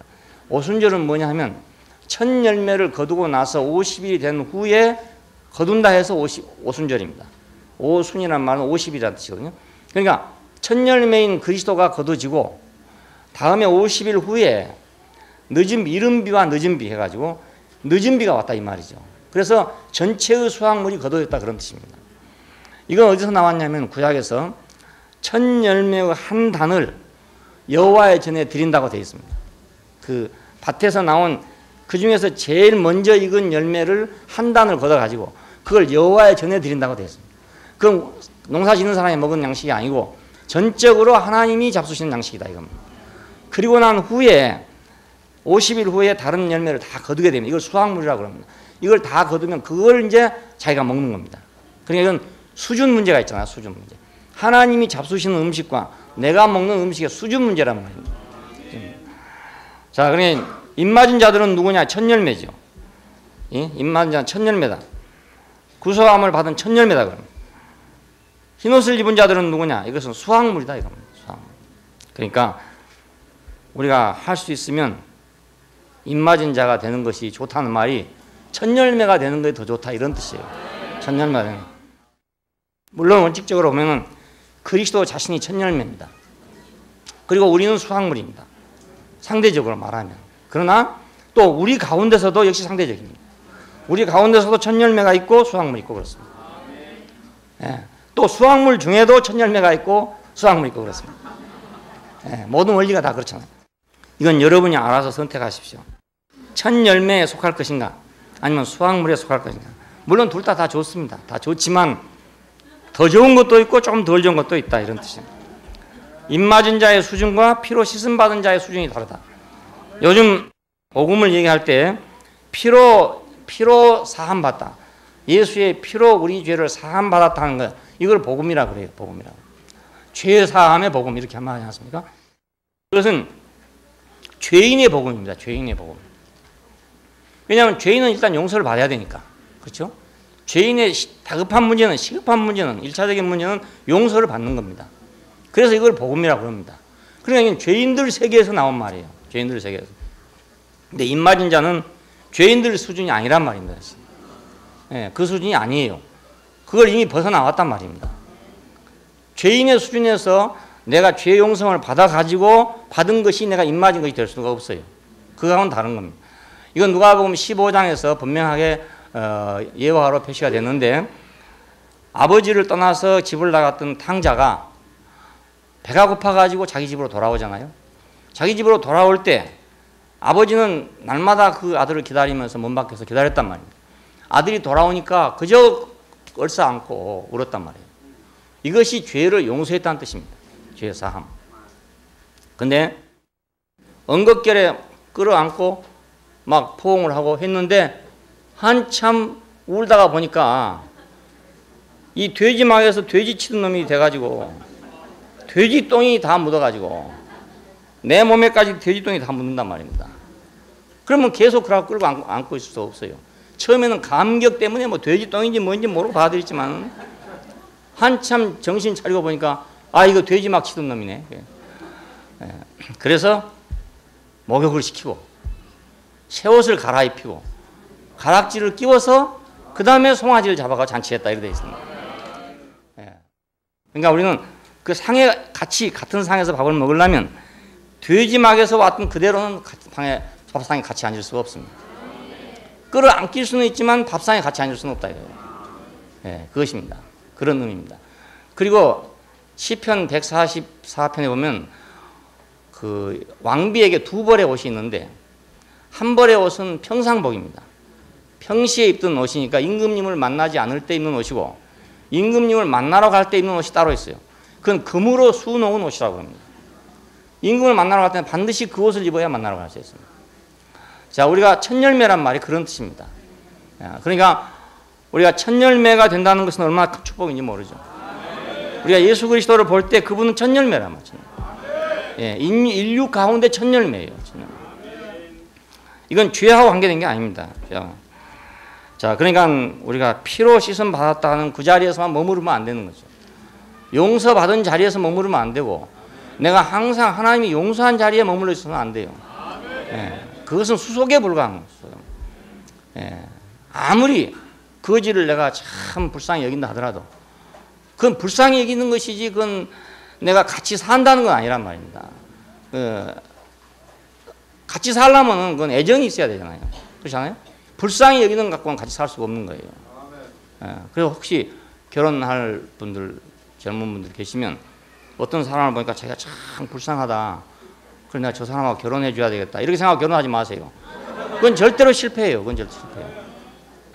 결혼 생활은 절대로 불쌍히 여기는 관계는 안 되는 거예요. 그건 서로 좋아해야 되는 거예요. 서로 좋으려면 대등해야 된다고요. 그렇지 불쌍히 여기는 관계는 자비를 베푸는 관계이기 때문에 이건 내가 거지한테 하는 행동이지. 내가 아내한테 하는 행동이 될 수가 없잖아요. 절대로 안 돼. 어떤 사람도 그래 실패한 사람 많아요.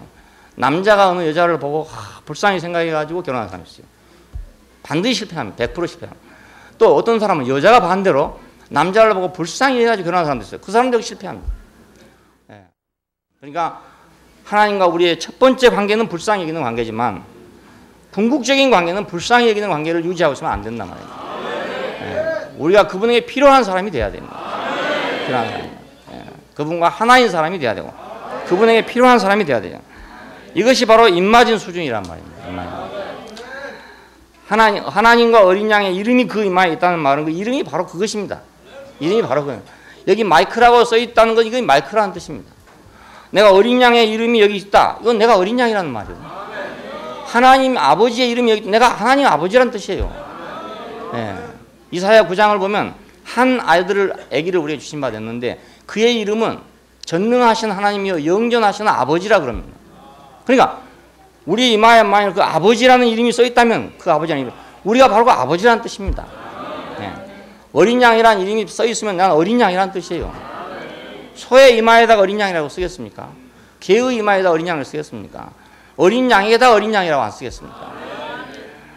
자, 입맞았단 말은 이렇게 놀라운 말이에요. 어린 양의 이름과 그 아버지의 이름이 쓰여져 있다 이겁니다. 그러니까 새 노래를 부르려면 어린 양이라야 어린 양의 노래를 부르지. 어린 양이 아닌데 어린 양의 노래를 부르겠어요?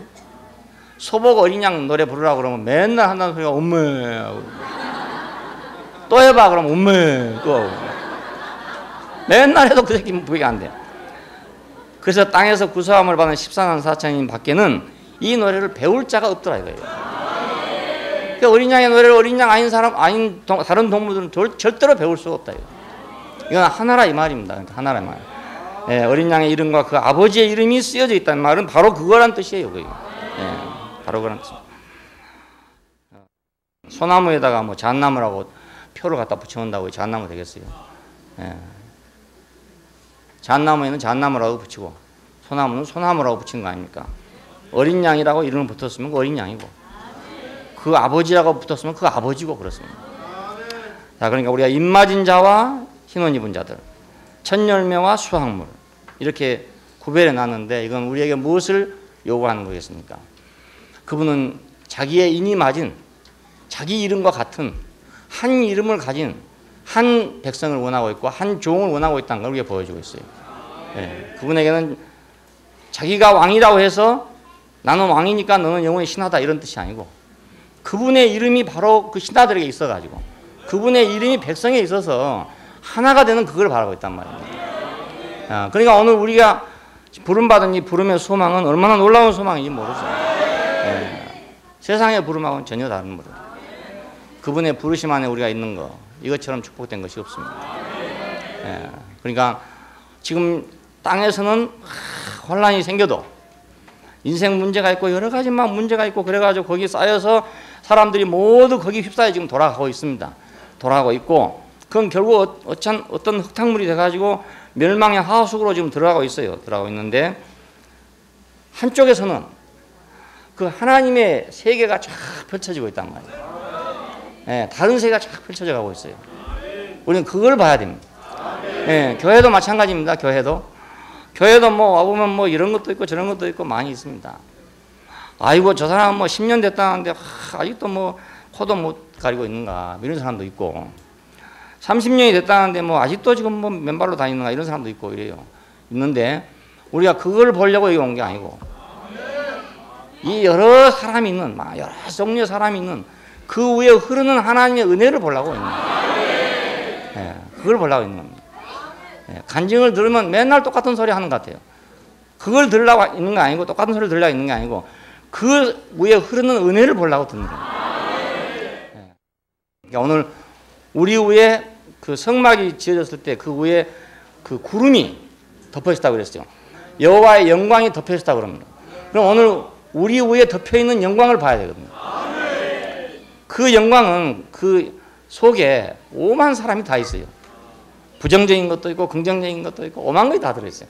그 오만 것이 다 있는데 그 위에 구름이 덮여있다고. 가시떨기 나무에 불이 탔는데 가시떨기 나무가 타는 줄 알았더니 가시떨기 나무는 그냥 있더래요.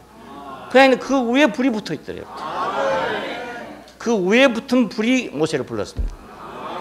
예, 가시떨기 나무가 타서 나오는 불이 아니라 가시떨기 나무는 전혀 타지 않는데 그래서 모세는 저것이 뭔가 왜 가시떨기 나무는 타지 않아야 할까 하고 기에서 가까이 다가갔더니 멈춰라 너 섰는 곳은 거룩한 땅이니 네가 신을 벗으라는 말이 나왔던 겁니다. 오늘 우리가 보면 우리가 지금 가시떨기 나무라고 할 수도 있어요. 예, 가시떨기 나무라고 할 수도 있어요. 그냥 뭐 내 속에서 뭐가 타올라 가지고 뭐 기름처럼 타는 게 아니고 우리가 이런 사람이기도 하고 저런 사람이기도 한데 이상하게 그 하나님의 영광이 위에 덮인다 그 말입니다. 예, 그걸 우리가 보는 것입니다. 영광을 보는 거예요. 그 영광이 덮기 위해서는 어쩌면 부정적인 것도 있는지도 몰라요. 예, 저는 생각할 때 야, 교회 안에 부정적인 게 전혀 없으면 얼마나 좋을까 이런 생각을 많이 했어요. 했는데 이건 맨날 안 없어져. 한쪽 없어지고 나면 또 생기고 없어지면 또 생기고 꼭 저 어린아이들하고 똑같은데 어린아이들 우리 1세 어린아이들 클 때 하도 시끄러워가지고 아이고 저거 빨리 커버렸으면 좀 이제 조용하겠구나 싶었더니 계속 연달아 나왔기 때문에 아이들은 계속 떠드는 거예요. 그래서 제가 생각할 때 조용한 데서 말씀하려면 이건 뭐 백년하청이다. 그러니까 시끄러운 데서도 말을 할 수 있어야 되겠구나. 아무리 시끄러워도 말씀을 할 수 있어야 되지 조용할 때 기다리다가는 이건 100년 가도 안 되겠구나. 그래서 그것이 오히려 저한테는 도움이 됐죠. 그래서 어떤 분들이 와서 보고 그래요. 요즘엔 참 조용하고 이런 분위기 좋습니다. 옛날에는 막 어수선했거든요. 이런 분위기에서 어떻게 설교를 하냐고 그래요. 그래서 나는 이런 분위기이기 때문에 나는 이렇게 하는 거야. 이런 분위기를 압도해야 되잖아요. 그러려면 내가 더 잘해야 되잖아요. 옛날 주일학교 할 때 그런 걸 경험해 봤어요. 유치부부터 초등학교 6학년까지 같이 있거든요. 시골 교회. 그러면 이제 교육학적으로 보면 유치부 아이들은 뭐 4초인가 몇 초밖에 집중이 안 된대요. 금붕어 수준이거든요. 금붕어 수준. 근데 이놈을 놔두고 이제 30분 예를 들어서 얘기하려면 이 유치부 아이들이 안 떠들어야 되잖아요. 유치부라 해서 내보낼 수도 없고 시골 교회 방 한 칸뿐인데 말입니다. 어디로 나가라 그럽니까? 못하니까 어떻게 하면 30분 저 뒤에 또 유치원 아이들 상대로 얘기하면 저 뒤에 있는 아이들이 에이 뭐 지금 봤나? 유치한 소리 한다고 안 들어요. 안 들어요. 그러니까 이놈도 달려야 되고 저놈도 달려야 다 달려야 돼요. 그래 30분 동안을 이제 앞에도 조용하고 뒤에도 조용해야 되거든요. 그러니까 굉장히 노력을 해야 됐어요. 그리고 노력을 했기 때문에 그렇게 해서 노력을 했기 때문에 제가 어느 시찰에 가가지고 그 주일학교 대회를 하는데 1등을 했어요. 왜냐하면 다른 사람들은 조건이 좋기 때문에 3학년만 딱 놔두고 하고 6학년만 딱 놔두고 하고 이런 사람들이 나왔을 거 아닙니까? 나는 유치부부터 6학년까지 놔두고 한 사람이라 그러니까 내가 이길 수밖에 없죠. 그렇잖아요. 내가 1등 할 수밖에 없죠. 예. 우리 교회도 지금은 참 조용하고 좋아졌죠. 좋아졌는데 옛날에는 정말 어수선했어요. 어수선했는데 그 속에서 연단을 해주신 것 같아요. 단련해 주신 것 같고 지금 아무리 떠들어도 상관없어요. 여러분 아무리 떠들어 보세요. 제가 못하는 절대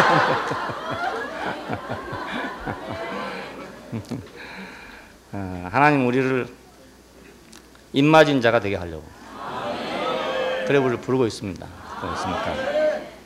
어떤 나쁜 조건이 부정적인 조건이 내가 입맞는데 방해되는 게 절대로 아닙니다. 그것이 오히려 내가 입맞으러 하는데 더 독촉하고 재촉하는 길이 돼요. 네, 남이 잘못하니까 내도 잘못되는 게 아니고 남이 잘못하니까 나는 더 잘할 수 있죠. 왜냐하면 남이 잘못한 것이 내 눈에 안 보이면은 나도 잘못할 걸 모른단 말입니다. 그런데 남이 잘못한 거 보이니까 아이고 나도 저러면 안 되겠구나 이 생각이 들 거 아닙니까? 사람 어차피 똑같은 거니까요. 3인행위란 말이 그거 아닙니까? 세 사람이 가면 반드시 둘은 내 선생이다 이겁니다. 하나는 나보다 잘하니까 내 선생이고 하나는 나보다 못하니까 내 선생이라 이거예요. 우리 교회 똑같죠. 나보다 잘하는 사람은 내가 따라가야 될 사람, 나보다 못한 사람은 나는 저렇게 안 해야 될 사람. 예. 그러니까 항상 저렇게 안 해야 될 사람이라는 대상이 되면 안 되는 거죠. 예, 항상. 예. 주님께서 우리를 14만 4천 안에 14만 4천이라는 말이 이렇게 문자적인 숫자가 아닙니다. 12이라는 숫자는 하나님 나라의 확장의 수거든요. 그러니까 14만 4천 12를 1000배로 1000배입니까? 그렇죠? 12이 1000배 하면 12,000이고 12,000을 12배 하면 14만 4천이 그런 것 같아요. 예, 산수가 맞는지 모르겠는데 그렇게 돼요. 그러니까 이건 하나님 나라의 무한한 확장의 수를 예표한 것입니다. 그러니까 하나님 나라는 무한히 확장되기를 원하고 있고 그 14만 4천이라는 수는 무한히 확장돼가는 하나님의 입맞은 자들입니다. 입맞은 자들. 기도하십시다. 감사하신 아버지 하나님, 우리가 이렇게 환난 중에 태어나고 혼돈 중에 태어났지만 주님께서 우리를 찾으시고 부르셔서 당신의 나라에 영접해 주시고 그걸로 끝나지 않고 당신의 이름과 아버지의 이름을 우리 이마에 새길 때까지 우리를 기다리시고 연단하시고 양육하신 은혜를 감사합니다. 우리의 부정적인 모든 요소에도 불구하고 당신은 더욱 영광을 받으시고 부정적인 모든 영광 위에 불타오르신 하나님의 영광을 우리에게 보여주신 것을 감사합니다. 우리가 주님이 원하시는 길로, 주님이 지시하신 길로, 주님이 머무시는 길로 우리가 함께 있게 되기를 원하고 어찌하든지 주님을 주님 되게 하고 하나님을 하나님 되게 하는 우리의 인생이 되게 하여 주시기를 원합니다.